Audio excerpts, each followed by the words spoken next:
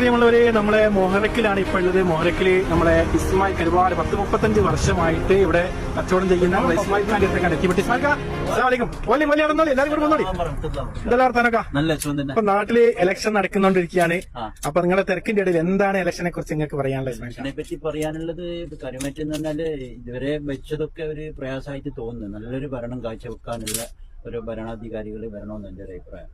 പ്രയാസങ്ങൾ ഉള്ളവർക്കൊക്കെ നല്ലൊരു എന്താ പറയാ, പൊതുവെ ഒരു പ്രവാസ ലോകത്ത് ഒരു നാടിനെ കുറിച്ച് ഒരു വേറെ അഭിപ്രായം വന്നു പോയിട്ടുണ്ട് അല്ലേ? അതെ, അതുണ്ട്. അത് കറക്റ്റാണ്.